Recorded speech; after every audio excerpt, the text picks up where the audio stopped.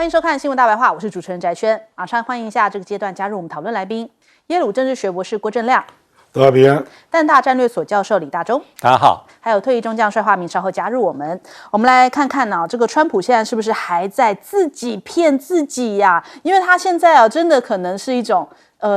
单相思的那种情节，类似那种状况，一直等不到这个大陆的来电所以他讲说，告诉大家，其实有多次联系啊，我跟习主席关系很好啊，就一直等不到电话，现在都变成他的独角戏了。我们来看看。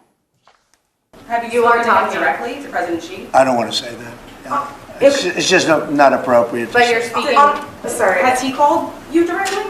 President Xi, or reached out to try to facilitate a conversation? Well, you'd think it was pretty obvious that he has, but we will talk about that soon. I would think over the next 3 or 4 weeks. I think.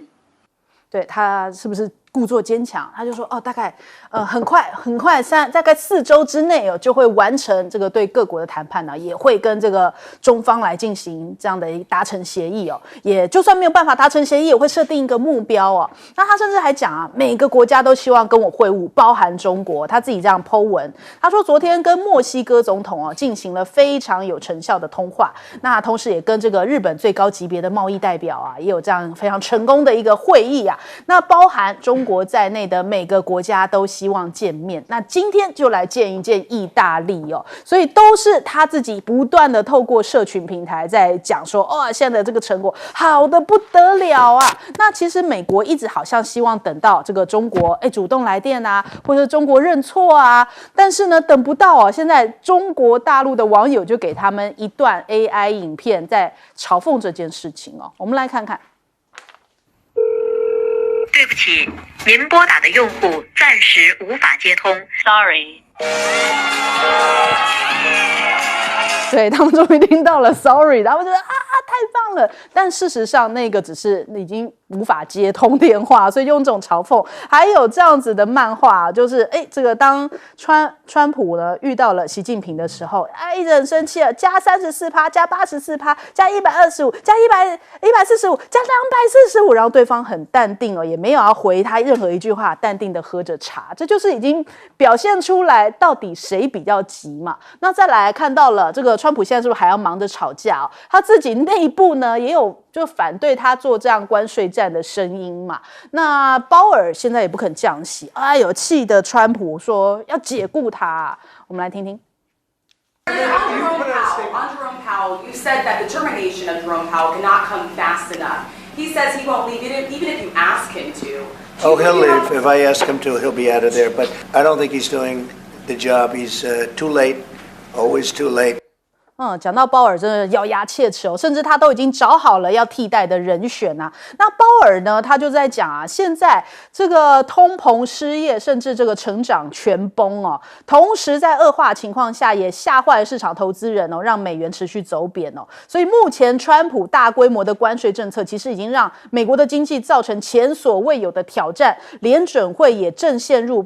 这个近半个世纪以来从来没有见过的未知领域那川普这样狠批鲍尔，其实道琼也反映出来重挫了500多点，大家很担心你不会真的要这个炒掉鲍尔吧？这真的又会让这个已经在衰退的经济情况更蒙上一层阴影我们来听一下。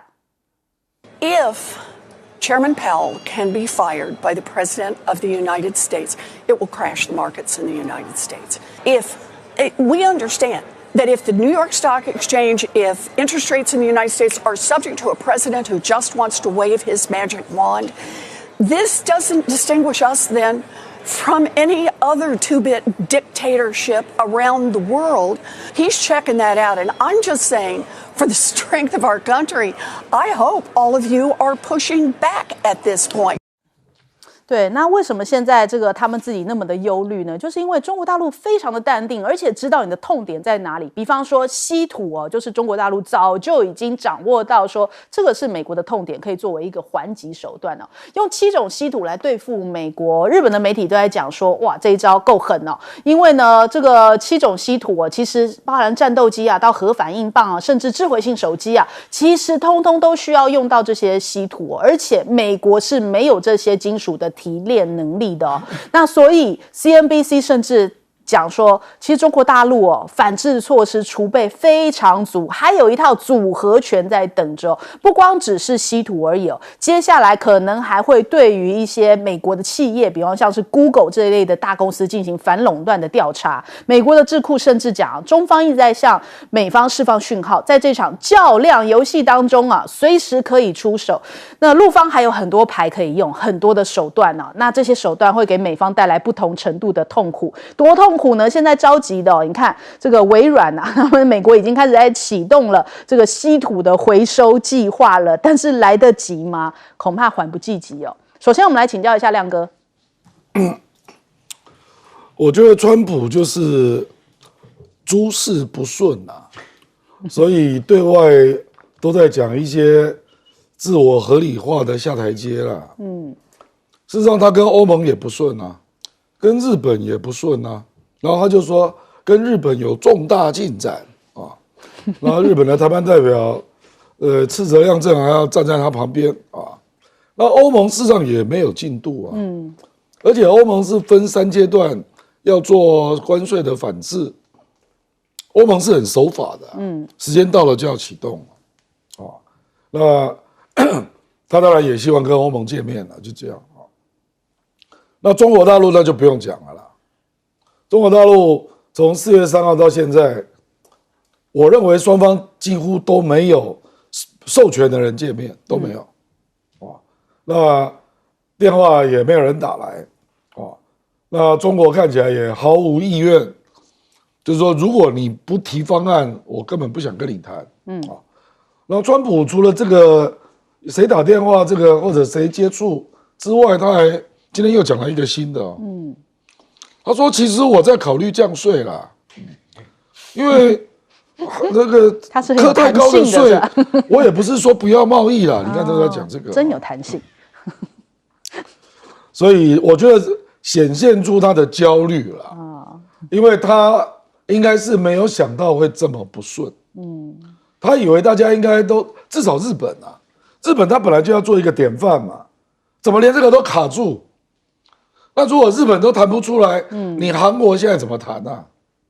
韩国现在总统还没有选呢对不对？所以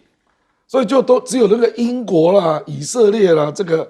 大概比较好谈就只有这样我甚至认为连台湾都不一定会迅速谈可是以色列大概处理完了因为以色列出口190亿进口160亿才30亿那纳坦雅胡说他愿意处理所以以色列大概是唯一承诺他要处理贸易逆差的啦结果他的关税17%一样那我觉得是这样啦，就是联准会主席川普一直要他降息嘛，可是这个是违反联准会的判断因为他认为美国一定会有通膨，那万一降息那通膨怎么办？而且他的任期是到2026年5月，总统没奈他何啦，除非他不断的用一些政治羞辱不上道的东西去恶心他，对吧？对，可是我认为鲍威尔也老神在我不认为鲍威尔会下台了他不会走了，他不会被你激怒了他就继续就定在那里，刚好彰显你的历史地位表示你不受外力的影响嘛，那不是刚好确立了联准会主席该有的角色吗所以我认为他会硬刚到底他不会让的啦那中国的王牌事实上坦白讲是服务业啦，因为美国的服务业它对全世界的顺差大概接近3000亿美元，那在中国大陆大概也有600亿左右而且这里面有牵涉到旅行社还有那个留学代办这个你不能够只就这个收费来算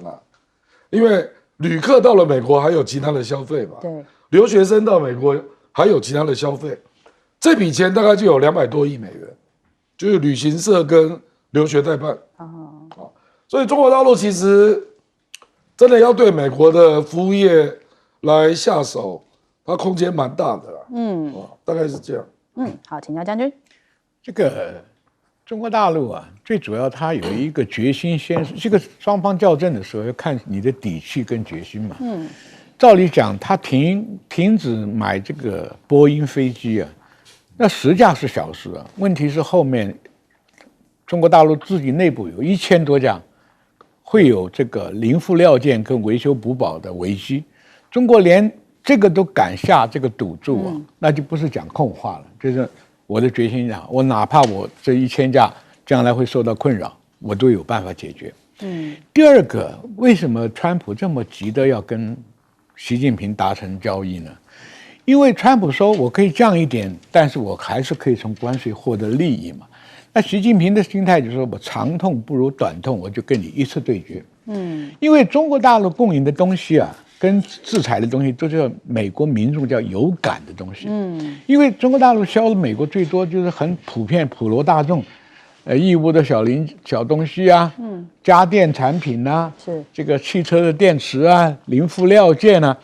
因为这个东西一断绝来往以后，老百姓有感，对，有感就会引通货膨胀，通货膨胀老百姓的有感度更大，那么就会影响到明年的这个期中选，因为期中选川普本来在民主党的反击之下，跟很多明白人，像这个联准会都看准了嘛，你这样下去国家会搞垮。对，所以不能说美国都是跟着川普那一起的疯子了。那就是说，川普现在内忧，外患在什么？中国大陆摁杠，中国大陆摁杠就好像以前一群绵羊里面突然有一只站起来带头反对，后面就有跟随的嘛，有个大哥出来顶嘛。而且中国大陆在喊南方世界，那就是准备两极对干了。那这个问题，川普为什么这么急的习近平？为什么别的国家他还有一点把握，有困难？但是习近平那个带头振臂一呼啊，就让很多国家有了底气跟你谈了嘛。你像日本它还有很多美国的外债在卖，这个不是说日本跟中国大陆外债有多少，会引起所有民间企业的投资的外债都垮。所以这个问题，川普深深感觉到陷入这个泥淖，因为大话讲太多，现在一样一样都不能兑现。所以你看他每天讲，我一天可以进展60几亿啊，对不对啊？你看台积电也来设厂了，什么谁，尽在放好消息。越是放好消息，是代表你心里面越虚。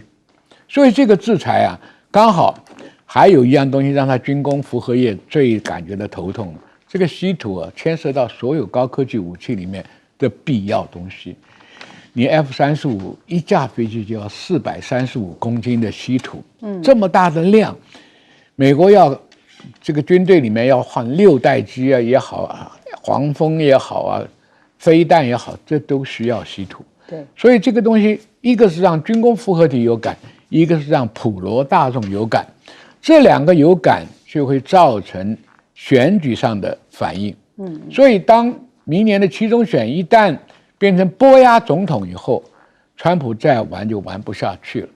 所以这个东西，你连最亲近的加拿大都做出具体的措施，美国的旅游业一下就掉下去很多，因为加拿大游客最多。这些刚刚亮哥讲的，你看中国大陆还有，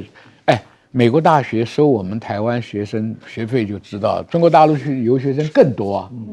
美国很多大学是靠这个。对，所以说你看，你不要看啊，很多制裁看起来好像枝微末节，但是任何一件事情都会引起叫做蝴蝶效应。对，这个你像外债丢了没多少，可是私人企业、保险公司投资的，你不讲信用，你讲话反复，做生意人就怕你政策不确定，我不投资了，我不设厂了，我没有这个冒这个风险的本钱，这才是川普所有的大话马上就面临破局。你看到现在有几个工厂愿意回去？除了台湾。好，我们来问一下李老师。对，我们看这个美中这个关税战打到现在哈，以这一轮来看，就是取决于第一个是各自的承受能力，还有我的反击能力。那也包括像刚将军所讲的领导者的意志了，这三者是缺一不可。那一般来说的话，这个中国大陆目前在抵抗这个川普关税战，但还有一些优势。那第一个优势可能是美债哈，但是美债有点是双面刃。好，这个中国大陆用起来还是会要非常谨慎，因为有可能会伤到自己。那第二个就是4月4号所寄出来这稀土的一些新的管制措施，那这个其实已经是中国大陆已经准备一阵子。那第三个其实从2018年贸易战之后，其实中国大陆就有所准备了，就是第一个加强内需，那第二个就是你要分散这个欧洲跟美国市场对中国大陆的这个重要性有没有成果？其实几年下来有一些成果，比如说2018年这个中国对美的贸易顺差跟去年中国对美贸易顺差的数字差不多，但是这几年来，其实中国大陆的出口是往上成长，代表什么？代表美国对于中国大陆的这个市场重要性在下降之中，这第三个。第四个就是在制度上，其实因为中国大陆的体制虽然美中双方都会看民意，都有内部的民意压力，但是中国大陆的这个韧性会比较强一些。那川普即便是现在是姿态非常高，但是他还是得承受选举，包括明年的期中选举。所以这4点来说，中国大陆还是稍占一些优势。那第二点就是有人用形容说，现在这种美中谁先放下姿态，有点像是眨眼游戏啦，就是2个人对视，谁受不住了，眼球眨了一下，可能就差不多。但一般来看的话，应该是目前来讲，我觉得应该会还是有种可能性，双方会同时眨眼。我觉得这几率还是不能排除因为怎么说？因为川普的确今天又释放好多讯息。真真假假，假假真真。他说双方的官员在谈判，在磋商，但是记者直接问说你们的通电呢？他就有点顾左右而言他。那又说再次讲说 TikTok 这个事情会跟这美中的谈判绑在一起，所以代表什么？我觉得代表美国当然是希望能够有一个高层的沟通跟互动，但是我们一直在讲说元首通电之前，我觉得应该会有一些内部的一些双方比较中高层的官员一定要先有沟通，否则不会直接是到那么高的层级。那最后我觉得稀土还是重要的，因为稀土目前中国大陆还是有60%的6成的储存，6成的开采，但它最厉害是比较完整的这个冶炼大概全球占92%。那这一点其实美国当然看在眼里。你说美国有没有防备？老实说，从川普1.0就有一些。拜登任内有2020年左右，他已经责成美国国防部要做一些完整的产业链，也投资了好几亿的美金。但川普一上任就开始有大动作，为什么？因为他知道这是美中决战时期的中国大陆的主要的优势。但是即便是川普现在动用什么国防生产法又要求说美国的联邦机构跟民间企业要一起来要加快这样的生产，但是这个事情不是1天2天。应该要花很多时间，所以马斯克昨天又放了一些他的个人评语，可是大家听了结果不就是如此吗？马斯克说稀土没那么了不起，遍地都有，但是他自己也承认这牵涉到提炼的能力，而且还是要规模的经济，所以其实美国是心知肚明这一场这关税战中国大陆优势在哪边。好，我们先休息一下，广州马上回来。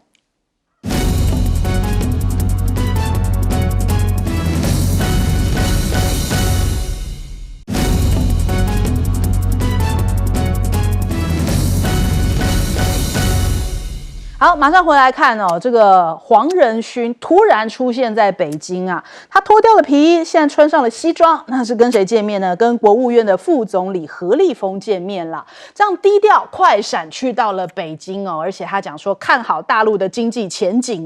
要继续来深耕甚至他讲说，因为大陆的市场对他们来说太重要了。我们来听一下。The China market is very important to us. It's important to our growth. We have many employees here. The technical excellence of the Chinese industry is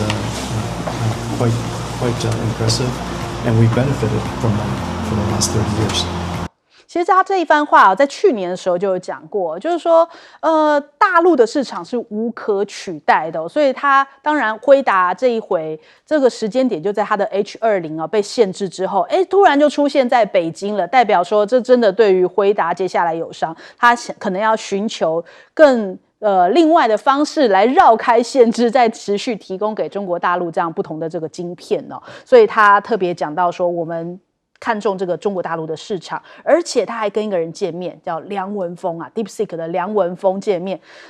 甚至讲说接下来要给梁文峰特供版的 AI 晶片呢。哎，你这样子做不是要惹川普生气吗？川普最近才在说，哎，你怎么可以 DeepSeek 偷偷用我们这个辉达的晶片呢？结果你还这样子特别上门拜访，说我来帮你定制吧，那你不是让川普更生气吗？可是你看哦，这个川普被问到说，哎，黄仁勋跑去北京啦，川普的回答哦，就讲说，哦，他是我的朋友，我不担心他哦，那他是一个很棒的人，是这样子在回答。但谁知道呢？因为川普常常是转头不认人的一个角色哦，他虽然夸归夸，但会不会等你回到美国去，我就开始来找你麻烦也不一定。但是足以见得，从黄仁勋代表可以看到整个科技产业为什么这么看重中国大陆的市场。那再来，我们来看看这个现在目前呢，美企也爱上大陆的电商哦。那特别是美国人很喜欢这个三蹦子啊，三蹦子可能要断货了。这来自大陆的这个三蹦子哦，也有人说是三蹦子啊，反正就是三蹦子啊。那他说这些不能再朝美国来供货啦，因为呢，原本三蹦子在大陆卖2-3千块钱，但是现在要卖到美国是$4000多啊。那我们来看看这个画面哦，就是北美的一些外商还特别去试驾，我们来看看。这个老外是特地从北美飞过来订我们三轮车的，并且对我们的产品也非常的满意，达成了合作，然后也订了第一批的电动车，我们也挺骄傲的，国货三轮走向世界了。好，那我们看哦，他还特别比了一个赞哦。那现在淘宝呢，已经在16国的下载量登顶了。根据第三方的资料机构统计呢，淘宝在16个国家已经是下载排到第1了，在全球123个国家都排在前10哦。有港媒甚至讲说，在美国的这个下载排名是第5位。那还有呢，这个因为可能很多人都想要用直购的方式啊，从淘宝也好啊，从这个敦煌网也好啊，美国人很需要这个来自中国大陆这样子的又好 CP 值又高的产品啊。可是美国现在就开始要释放一个消息给你哦，就说小心有诈，你这样子直购躲关税啊，可能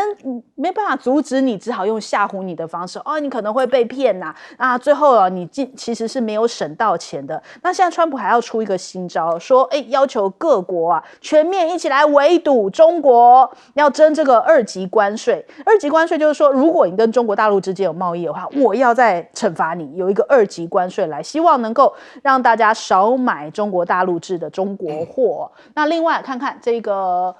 川普现在在出招，就说对于中国大陆的船只要收靠港费哦，说这样子又有一笔收入啊。180天之后呢，大陆的船呢去靠港的话，他们可能要就是有这个靠港费用哦。那这个如果美国进口换算起来，成本要暴增300亿，那可能要冲击到全球的航运业哦。美国的贸易代表啊，他就讲啦，川普的行动将会开始扭转中国主导的地位消除对美供应链的威胁。真的吗？恐怕这个美国企业都不见得是这么看法，他们现在心里面感觉很委屈。讲到了川普，他们觉得他们被川普欺负了，有高达60%的人是这样的认为哦，是 CNBC 的统计哦，还不是大陆媒体的统计哦。那标普报告统计哦，2025的1到3月，现在美国企业申请破产的量啊，是比起去年申请的量还要增加非常多，好像有188间吧，去年大概是139起的破产呢，也创下了15年的新高，因为没有办法付不起这个关税哦。那还连这个爱马仕都打算要转嫁关税成本。5月起，美国的产品哦，如果你要买爱马仕的话，全面涨价。那现在重创了美企，白宫内外交迫，有打算要改变吗？不知道，但是很多企业真的已经快倒下去了已经受重创。苹果啊、Nike 啊，还有这个特斯拉、星巴克这些品牌在大陆的市场占有率正在流失，填补的是谁？大陆他们自己的品牌，因为他们现在整个爱国心已经爆棚就完全说我就不要用美国货啦，我开始用自己大陆的产品，我们自己的经济自己撑。那我们先来问一下亮哥怎么看？黄仁勋这个动作真的是蛮诡异的啦，因为他不只见到副总理何立峰，又见了最敏感的 DeepSeek 的梁文峰。对呀，这真的很怪他是要跟川普对干吗？可是川普又说他跟他很好，所以给人家感觉好像他们有沟通过。我认为黄仁勋一定是去跟川普诉苦了，说 H20哦这个级别，中国已经大概在1-2年就全部做出来了。所以你现在不赶快做这个生意，你就是白花花的银子你自己不要。他今年的订单是55亿美金嘛，对，瞬间就没有了。那搞不好中国大陆明年就做出来了。因为实际上我们知道华为它已经做了升腾 910C 嘛，那个就已经很多功能跟 H20 已经达到那个标准。只是说广义讲 H20 还是比较好啦。可是你这个不是逼华为要量产吗？因为华为本来说，今年大概只做20万片，那你如果 H20 不买，华为大概做50万片啊，就填补你对不对？的市场。那这个就会增加它升级的几率嘛，因为它会更有经验啊。而且美国的众议院刚出了一个报告，要黄仁勋去国会回答，因为他们认为是新加坡转卖给 DeepSeek。那这个就是典型的转口贸易嘛，新加坡也不回答，中国大陆也不回答。那个众议院的报告我有去看，就是新加坡的进口量突然增加，然后中国大陆就上来了，这样他们也没有证据啦。可是我跟你讲，为什么我要提这一点啊？你就知道转口贸易有多难查。事实上不是那种什么直接到抖音啊，你来跟我买啊，绝对不是这样啦。因为你如果从中国出口，还是会课税。那如果是转口贸易呢？他可以先拿到别的地方啊。那到美国税就不一样啦，不是吗？对。那你认为这些中国的公司会做不到吗？中国大陆跟那么多国家是最大贸易伙伴，到处都是贸易商啊，所以到时候美国人收到了，搞不好是从某处寄来的，可是就是他订的货，这个才是美国防不胜防的地方啦。事实上，我已经听到一个你听起来匪夷所思的例子啊。比如说今年12月的圣诞树，那现在美国就停了嘛，圣诞树的订单既然中东有人要买，中东是一穆斯林国家，那请问他买是什么意思啊？他就是要当转口嘛。所以如果这个是真的，你就知道转口贸易根本，我就考验你美国你怎么去查？说这个主产地是中国，难怪他连企鹅那边都要可怕那边转口，是不是？我们来问一下帅将军。我跟你讲，黄仁勋也是在踩钢丝了。一般又怕得罪川普，一般又舍不得中国大陆的收益，所以他骗川普也可能是真的在搞。他不是提出一个5000亿美金，搞 AI， 对不对？把台积电挖去了，对不对？那有这个幌子，川普可能说，总算你来一个大厂嘛。对黄仁勋，比如说黄仁勋讲，我必须要生存我这个 H20的晶片不卖我这个到哪里去找5000亿的钱来投资呢？所以他问题诡异的在哪里啊 ？DeepSeek， 因为将来的 AI 的高端的这个电子产品呢，DeepSeek 的人才很多中国在搞 AI 的人才很多对，所以你看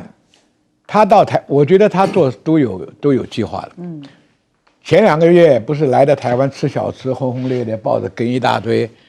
就是在跟台积电啦、这些鸿海啦这些人见面嘛，就是他那个5000亿计划的前一步布局。穿那个皮衣到大陆去，他不敢穿皮衣啦，因为大陆已经放话，你川普要平等待我啊。所以赶快西装笔挺跑去。当然中国大陆说，我也需要你的 H20嘛，对不对？因为中国大陆还没有准备量产，刚刚亮哥讲的那个东西，因为你投下去量产，资金很大，你的效果如果不行，跟买的话也不划算了。所以这个黄仁勋，我觉得他走钢丝了，因为他跟川普可能已经有默契，但是国会不相信了。我告诉你了，你不要以为他是黄皮肤中国人了，他在美国生的根呢，他还是以美国利益为优先，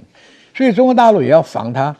中国大陆优秀的 AI 人才不要被你黄仁勋统统弄过去，因为未来的电子产品里面 AI 电晶片呢，那是主导整个的主体了。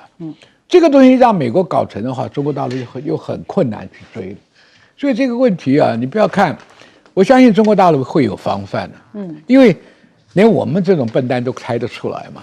对不对？我讲黄仁勋绝对不是为了小吃跑台湾的，他这个有预谋的了。对，所以中国大陆也是谈他现在的收入。我黄仁勋也是绝对跟川普有私下沟通嘛。就刚刚亮哥讲的，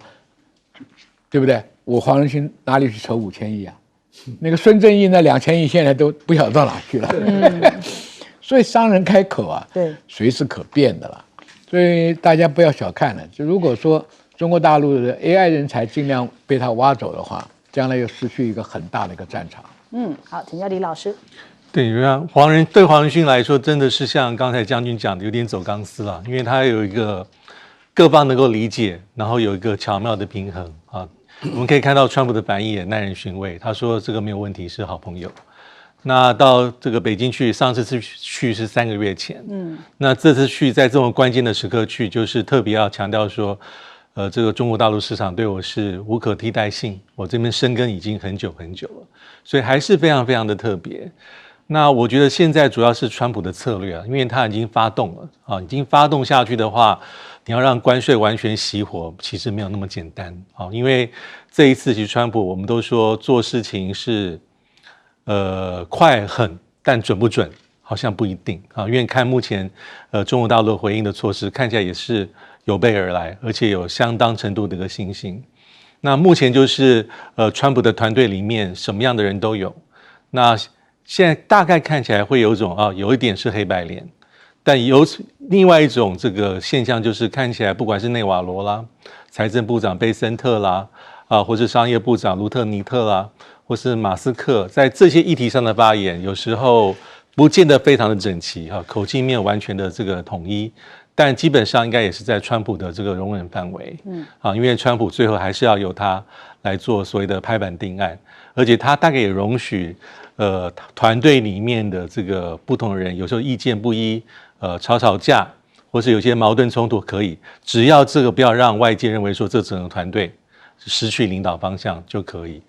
所以目前川普这个局还是继续在里面往前进。那第三个就是我觉得因为现在全世界都在看日本，日本结束了之后好像也给大家一些启发，因为它是打头阵打头阵好像是有先发优势，但是后发可能也有优势因为我们看到这就是川普啊，当这个日本的这个大臣风尘仆仆跑到华府，他预期他所见到的是他谈判的对手比如说财长贝森特 USTR 再加上这个卢特尼克，但是他没有想到会见到川普本人，川普本人就跟他见面。那这一点传回这个石破茂内阁其实也是惊讶的，代表什么？代表这跟他们得到的讯息不同，他们认为这一次见不到川普，他们把川普视为是大将谈过之后，下一步主帅再出来见面。但是这一点就是川普有时候会打到对方措手不及，让你所有的应变跟事情的准备都好像被打破一样，所以这一点就是台湾要特别的注意了。因为目前川普说有70-80个国家在排队，但是他的重点应该是锁定一部分。我相信这一点是给我们很大的启发，由日本做例子。好，我们先休息一下，广告之后马上回来。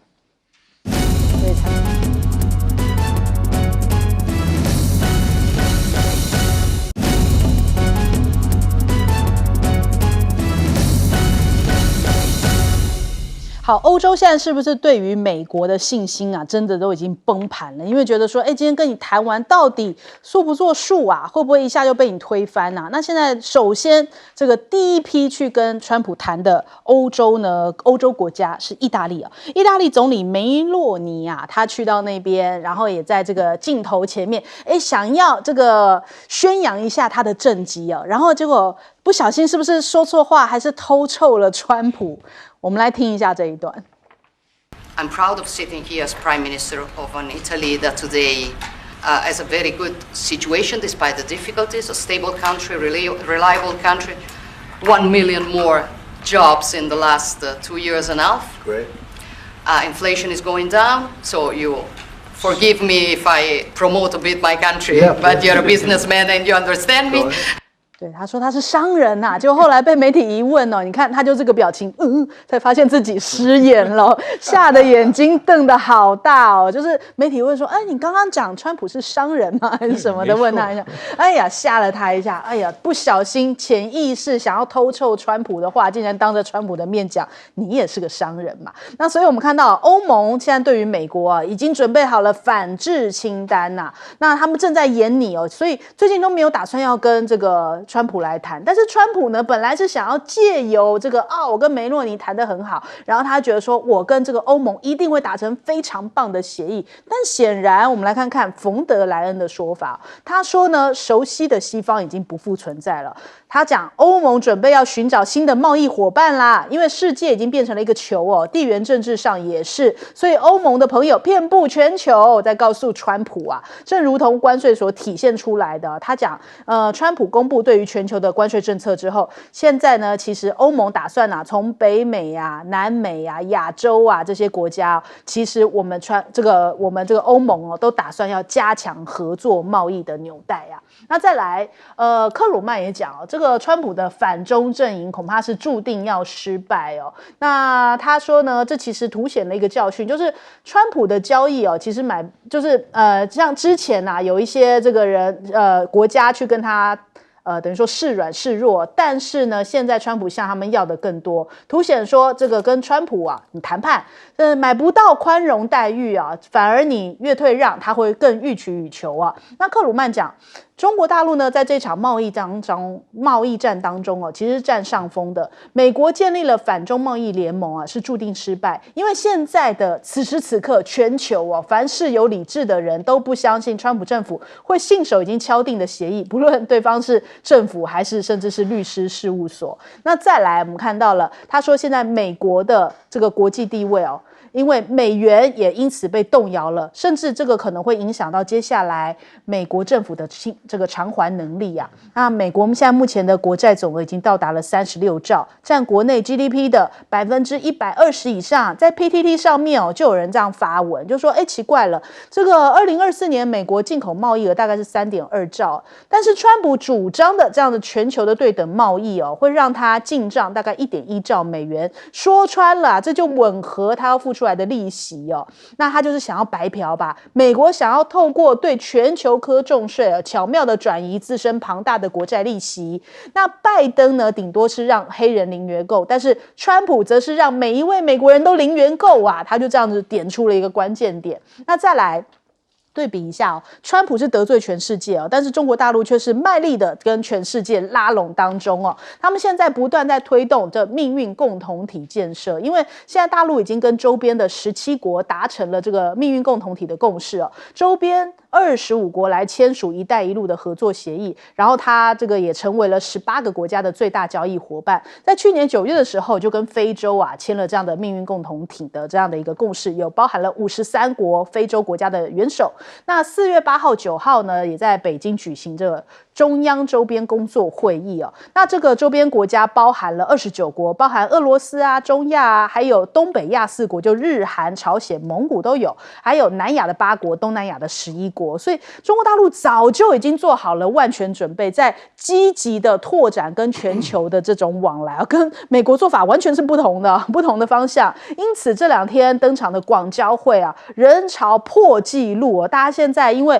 不能跟你美国做生意嘛，会被课关税啊，大家一窝蜂的全部通通都来中国大陆的广交会哦，看看这个市场上面我可以买走些什么，我可以卖来些什么哟。所以他们的人潮在第一天就涌入了64500人，较去年增长了将近9%，创下历史新高纪录。而且呢，出展的企业数量首次突破了3万家呀，因为这是14-15的算是收官之年举办的这一回的这个广交会3万多的买家还有采购商超过了20万名啊，全部现在赶快挤到广州去哦，就是真的是多亏了川普啊，带旺了广交会现在这么的热闹哦。我们首先来请教一下亮哥。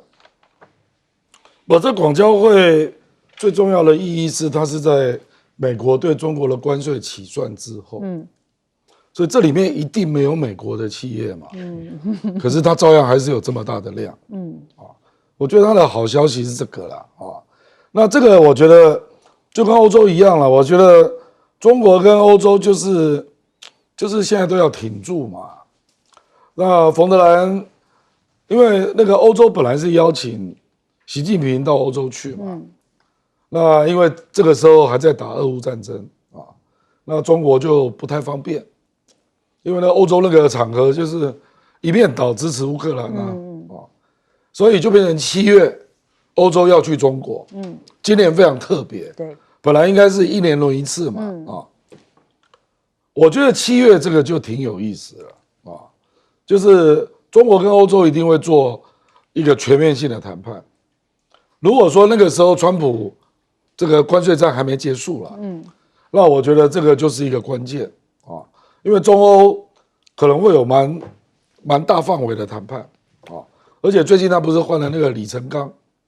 因为李成钢也在德国待过，所以我觉得中国临时换上李成钢就是为了中欧的谈判了，那当然在这之前也有可能有中日韩的谈判，所以我觉得大概就是这样啦，就是美国这个关税如果立在那边，然后川普一直在找自己的下台阶嘛，可是呢都不如他所愿嘛，美日也没结果，美欧现在也是卡住，那不要讲美中了啦，搞不好连美韩都没结果，那怎么办呢？所以变成是川普自己还在讲啊，说搞不好我们3-4个礼拜就结束了，会不会是他自己结束啊？因为可能都谈不出来啊，那怎么办呢？所以我觉得现在有点这样卡住了，就是坦白讲被他磕的大家心有不悦嘛，所以那个我们政院那个分析根本就是你以为大家都是塑胶啊？你平均关税磕30%，大家就乖乖的去交啊，而且全球的贸易量都不会减少。他这个是假设全球贸易量没有减少，对，那美国的进口货品就是3.2兆嘛，那搞不好全球贸易量变成2兆5千呢？不，它的进口搞不好大减1兆，那你怎么会有那笔钱？而且30%大家不可能接受的啦，对啊，10%还勉强可以啦。那你去算吧，10%我都帮他算过了，就是他最多拿到这个3300亿了，对他来讲不够啊，所以我觉得他这个关税战目标真的到现在没有一个地方是可以圆满达成的。好，请教将军。我们看川普玩的把戏啊，他要迫使欧盟向他低头，他搞一招什么？我撤销德国3万驻军，你的安全受到很大的威胁，然后又在放消息，到处宣传俄罗斯又在加强军备，将来可能会对你欧盟下手。但现在德国跟法国又面临一个困扰，把核子武器法国来保证我飞到这个德国去啊，英国也加入了核子上的互相保护，万一波兰跟俄罗斯干起来了，你北约要不要反应？你反应怎么反应？现在武器也赶不上，是吧？所以川普是用这个来压欧盟，所以欧盟又在想，冯德莱恩他有点暗示要跟亚洲其他国家，那除了亚洲跟谁打交道？因为欧盟心里相信的，你像法国、意大利产的都是精品，像红酒啦，这个whisky 啦，或者是这个 brandy 啦，还有这种皮草的衣服啦，或者是服饰啦，中国很多土豪啊，买起来是大手大笔的，因为他们是精品嘛，你能销到非洲去吗？当然是找一个有潜力的嘛。换句话说，冯德莱恩没有指名道姓中国，当然我们一听就懂了嘛，也是告诉美国你不要我跟中国可以勾勾搭搭。所以我讲7月份就要看了，这个川普你是成还是败。川普也在赌，我这样给你压力，而且一天到晚宣传，这个时候只要俄罗斯出来讲我绝对不侵犯你欧盟国家，川普那一招就破局了。所以这个问题啊，一边走一边看啊，就是说中国大陆现在抱着反正你丢我捡嘛，你以前拜把兄弟，现在都心里动摇了我就结盟嘛。所以你看王毅为什么忙得个要死？接了习近平就要出动了，习近平出动，那就代表意义不一样了。那很多东西就拍板了嘛，对不对？所以这个广交会是一个反映的亮点。那至少大家都要找市场，都要找互换的东西，都要找这个交易贸易嘛。所以，川普现在面临并不乐观哦。你看一天到晚在自我催眠哦。意大利跟我谈得很好，有进度，谁。这都是什么心虚才会这样。所以我讲这场大战呢，有的看。美国不见得占便宜，因为你放的话太高了。好，请教李老师。对，其实梅洛尼在欧盟里面应该算他跟川普的交情应该是最好哦。因为早在2020年，梅洛尼参加这个美国所举行的保守派的行动大会里面，就很称赞川普。那梅洛尼其实担任总理没有多久，他的政党非常的年轻意大利兄弟党。那在上一次选举当中，他选得非常非常好。那他在国内也蛮有声望的，一般认为说有点民粹，那基本上是属于右翼的政党。那大家不要忘记，今年1月4号，梅洛尼是突然访问，当时川普还没就任，访问美国，去哪里？去海湖庄园。见谁？见川普，见马斯克。他跟马斯克还有一些私交了。那今年1月20号，川普的就职典礼里面，唯一欧洲领袖去参加就职典礼的就是梅洛尼。所以照理说，梅洛尼跟这个川普还有一些比较互通的东西，有一些怎么讲？相互的一些共同的一些主张跟政见。所以一般看起来，梅洛尼在川普关税战对欧盟下这么重的手，他有点是在稍微淡化这个关税的影响。那同时他自己在1月20号的时候就有讲，他说他愿意做欧盟跟美国之间的桥梁。但是我们知道在欧洲国家里面，意大利算是中等强国、中等大国，但是主导欧洲、主导欧盟的，基本上大部分认为还是德国跟法国的领导能力比较强。但是梅洛尼有这样的一个比较先天的一个特色。那第二点就是欧盟的这个目前的方式，就是刚才已经有提到，应该是都准备好，就是看最后的结果如何。因为早在这个宣布暂停这个90天的之前，其实欧盟也经过内部的投票，基本上大概已经达到共识，3阶段执行，对美国输往欧洲的180项商品，总数要课征210亿欧元的这么高的一个关税。4月15、5月15一直到12月，所以欧盟并不是没有准备。那基本上我们可以看到，冯德莱恩基本上跟川普没有那么对盘跟拜登任内那4年，我觉得是2种完全不同的状况。所以冯德莱恩虽然还是基本上没有讲过度难听的话，但是他的所作所为基本上都会强调说，欧盟也要分散市场，欧盟也要全球布局，欧盟也要跟好多国家签订所谓的 FTA。